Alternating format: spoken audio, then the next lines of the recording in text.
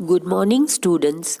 In your previous lecture of chapter 5 in history, that is the Vedic age, we discussed about Rigved as a literary source to study about the life of the people during the Vedic period, that is the ancient period.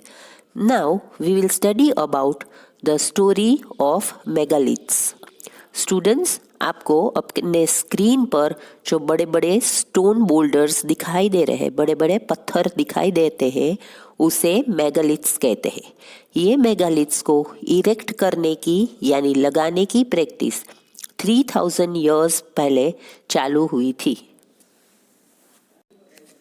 ये megaliths को erect करने की practice यानी कि इसे बनाने की practice throughout the Deccan region, South India, North East India और कश्मीर में एग्जिस्ट करती थी।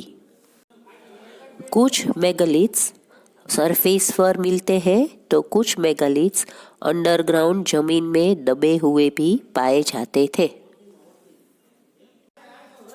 कभी कभी आर्कियोलॉजिस्ट्स को ये बोल्डर्स यानी बड़े बड़े पत्थर जो थे वो सर्कल में अरेंज्ड किए हुए मिलते थे, तो कभी कभी एक ही स्टोन ग्राउंड पर होता था।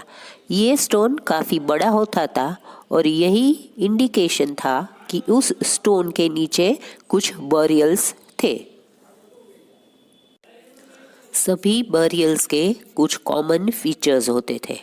वो ये थे कि जनरली डेड बॉडीज को अलग अलग तरह के पॉट्स के साथ बेरी किया जाता था। इस पॉट्स को ब्लैक एंड रेड वेयर कहते थे। इसी के साथ साथ डेड बॉडी के साथ टूल्स और आयरन के वेपन्स भी मिले हैं और कभी कभी तो हॉर्सेस के स्केलेटन्स, हॉर्सेस के इक्विपमेंट्स, गोल्ड और स्टोन के ऑर्नामेंट्स भी मिल आते थे। नाउ लेट अस सी कि इस बरियल से हमें उस टाइम के लोगों के सोशल स्टेटस के बारे में कैसे पता चलता था और क्या कुछ बरियल स्पॉट्स सिर्फ फैमिली बरियल्स के लिए ही थे।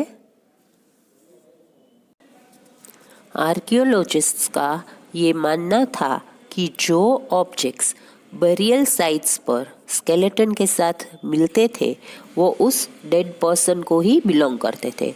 कभी कभी ग्रेव्स में ज़्यादा ऑब्जेक्ट मिलते थे तो कभी कभी ग्रेव में कम ऑब्जेक्ट भी मिलते थे। First of all let us see what are the graves that we are talking about. Grave वो स्पॉट होता है जहाँ पर डेड बॉडी को बरी किया जाता है। ब्रह्मगिरी नाम की साइट पर आर्कियोलॉजिस्ट्स को एक स्केलेटन मिला था जिसके पास 33 gold beads, 2 stone beads, 4 copper bangles और एक शंख, ये डेड बॉडी इस सब के साथ बरीड किया हुआ मिला। और कुछ स्केलेटन्स ऐसे भी मिले कि जिसके पास सिर्फ कुछ पॉट्स ही मिले। इससे हिस्टोरियंस को और आर्कियोलॉजिस्ट को पता लगता था कि जिन लोगों को बेरी किया जाता था उन लोगों के स्टेटस में भी डिफरेंसेस थे। जो स्केलेटन के साथ कई सारी चीज़ें मिल रही थी वो ऑब्वियसली रिच होगा और जिस स्केलेटन के साथ केवल कम चीज़ें यानी तो कुछ पॉट्स ही यानी कुछ पॉट्स और सम छोटी छोटी चीज़ें ही मिलती थी वो पुअर रहा होगा।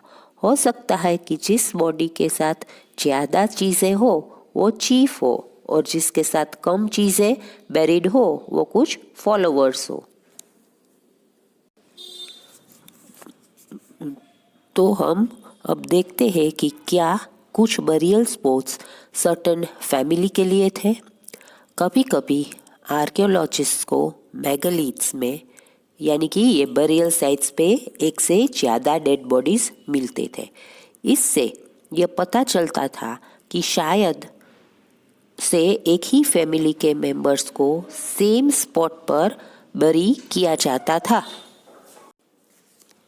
सभी मेंबर्स की डेथ का टाइम सेम हो ऐसा ज़रूरी नहीं है।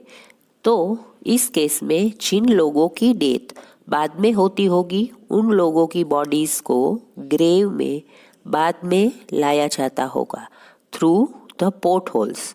तो ये पोर्ट होल्स क्या है? पोर्ट होल्स मतलब कि एक तरह की ओपनिंग जिससे बॉडीज़ को ग्रेव में रखा जाता होगा। पोर्ट होल्स मतलब कि एक तरह की सुरंग जहाँ से बॉडी को अंदर रख दिया जाता है। तो आगे हमने देखा कि कभी कभी आर्कियोलॉजिस्ट को ग्रेव्स में एक से ज़्यादा स्केलेटन मिलते थे जो एक ही फैमिली के हो सकते थे, और वो भी देखा कि हर किसी की डेथ का टाइम सेम ही हो ऐसा तो नहीं ही हो सकता है। तो अगर उनको बाद में किसी को बेरी करना था तो उस प्लेस को फिर रिकॉग्नाइज करने के लिए वहाँ पर वो लोग स्टोन सर्कल्स या तो बोल्डर्स यानी बड़े बड़े स्टोन्स सरफेस पर लगा देते थे। तो ये स्टोन सर्कल्स फैमिली बरियल्स के लिए एज ए साइन पोस्ट काम करते थे। तो उस टाइम पर इस तरह मेगालिथ्स इरेक्ट करके वैदिक एज के लोग बरियल साइट्स इंडिकेट करते थे।